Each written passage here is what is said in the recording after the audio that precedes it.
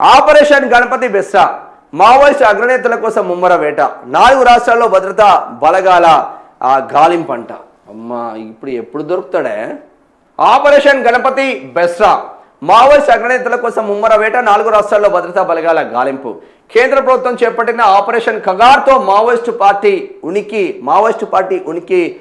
ఉనికికి దాదాపుగా కోల్పోయింది. కొందరు అగ్రనేతలు ఎన్కౌంటర్లు, మరికొంతమంది సీనియర్ లీడర్లు క్యాడర్ లొంగిపోయారు. అయితే ఇప్పుడు అజ్ఞాతంలో ఉన్న అగ్రనేత ముప్పల్ల లక్ష్మణరావు ఆలియాస్ గణపతితో పాటు మోస్ట్ వాంటెడ్ మావోయిస్టు నేత ముసిర్ బెస్రా లక్ష్యంగా భద్రతా బలగాలు ముమ్మర గాలింపు ప్రారంభించాయి.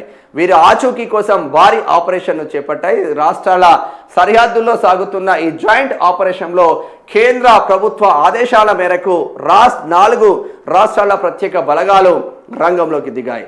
జార్ఖండ్, ఛత్తీస్గఢ్, పశ్చిమ బెంగాల్,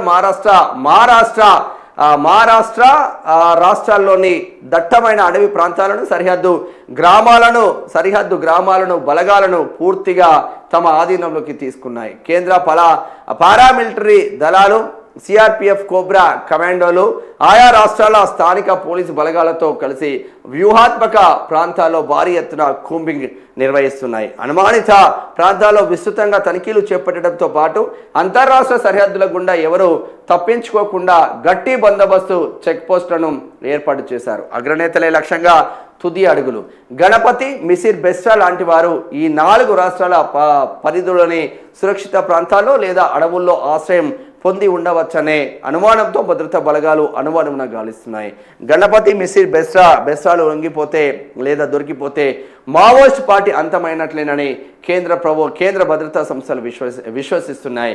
అందువల్ల ఈ ఆపరేషన్ ప్రతిష్టాత్మకంగా తీసుకొని ముందుకు సాగుతున్నాయి. ఇప్పుడు వాళ్ళకు దొరికి మనం చచ్చిపోయే కన్నా ఇంత జరుగుతుంటే గణపతి కానీ మిశ్రా కానీ బెస్రా కానీ మీరు బయటికి వచ్చి లొంగిపోతాను బెస్ట్. ఇక అంతకు మించి ఆప్షన్ అయితే ఏం లేదు.